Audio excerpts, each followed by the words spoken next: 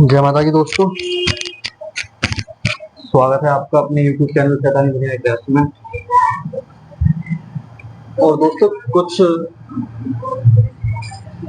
समय के अनुसार हमारी जो 10 महाविद्या की वीडियो थी उनमें से 3 महाविद्याएं भी रह चुकी हैं और 7 हम आपको दे चुके हैं।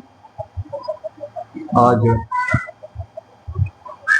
जो 8वीं महाविद्या है माता बंगलामुखी, हम उनके विषय में गुरुदेव से कहेंगे कि वो अपना ज्ञान अपने श्री मुख से आप लोगों तक पहुंचाएं।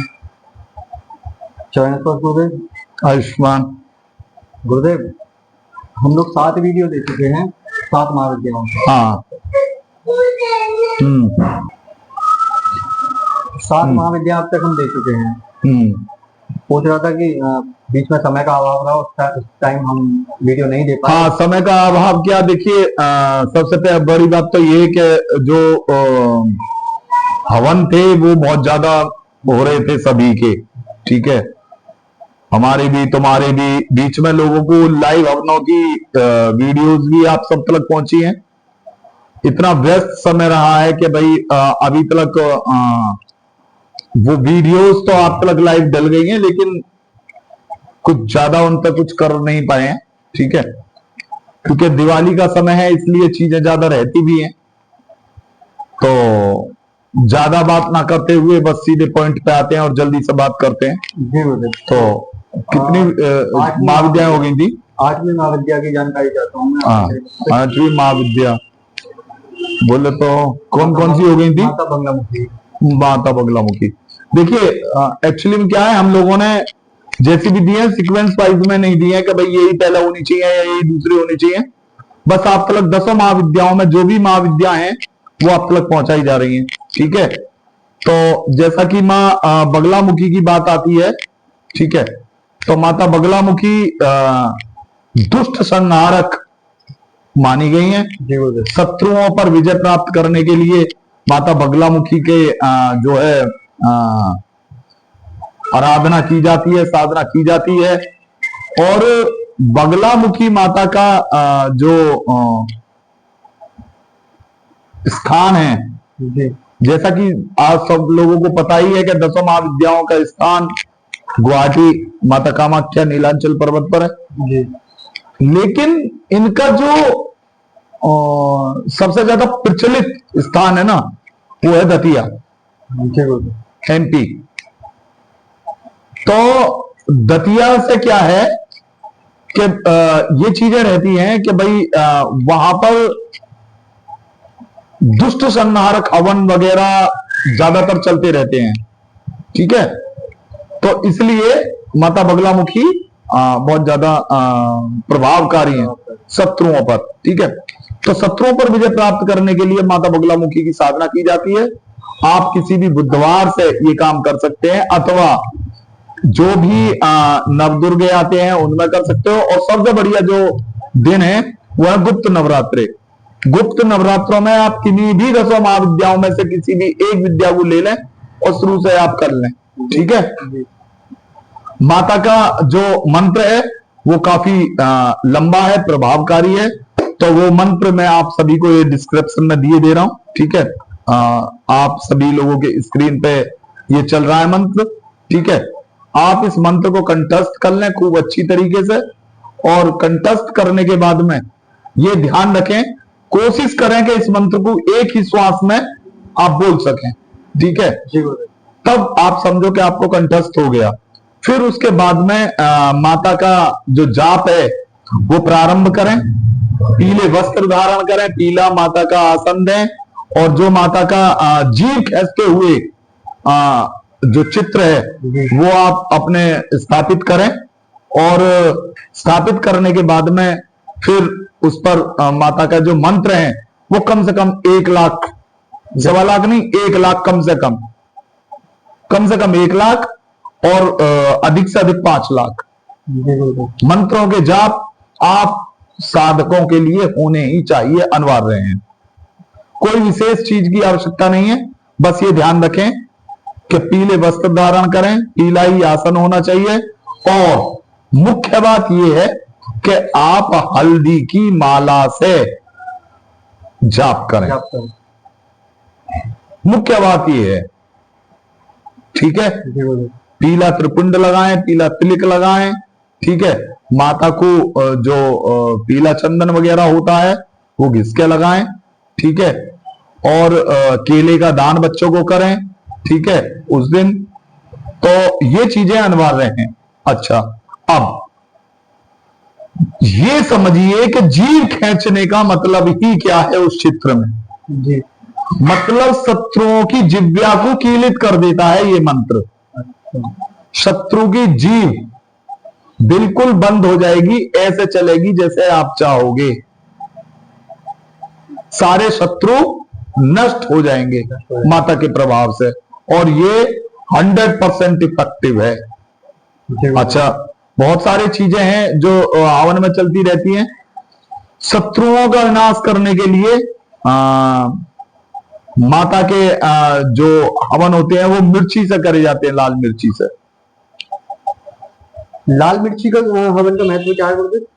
शत्रुओं पर विजय प्राप्त करने के लिए जिस तरीके से लाल मिर्च नजर उतारने के लिए करते हैं ना, नजर दोष उतारने के लिए, इसी तरीके से लाल मिर्ची का महत्व है कि भाई ये उसमें ऐसा इफेक्ट होता है कि भाई वो चीजें पूरा प्रभाव करती हैं इस चीज से कि यदि नजर दोष या किसी दोष के कारण भी आपके शत्रु इतने विकराल हो रहे हैं तो वो उससे हट जाएंगे। ऐसे समझिए जैसे मिर्ची तेज खाते हैं तो क्या होता है, मुंह में जलन हो जाती है, आंसू निकलते हैं। आंसू निकलते हैं।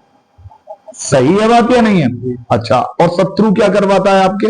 वो भी आंसू निकलवा लेते हैं, है ना। एक मतलब वो इमोशनों का नाश करते हैं जो आपके अंदर से निकलते हैं, दोनों का ही एक ही रूप है। यहां शत्रुओं को रखा गया है मिर्च से, क्योंकि मिर्च हमारा शत्रु संबंधित है, लाल मिर्च ऐसा समझिए।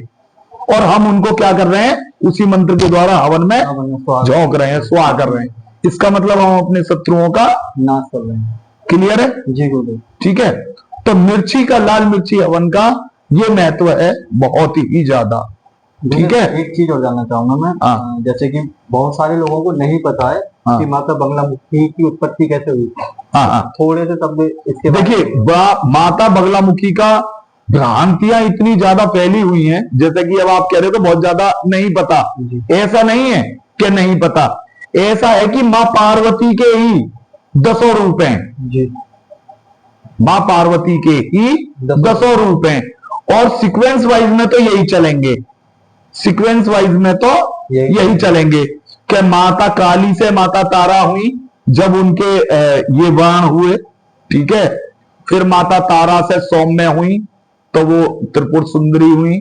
फिर उसके बाद में सम्मोहित हो गई, सम्मोहन करने लगी, सबका शैचान्य करने लगी, तो वो भुवनेश्वरी हो गई।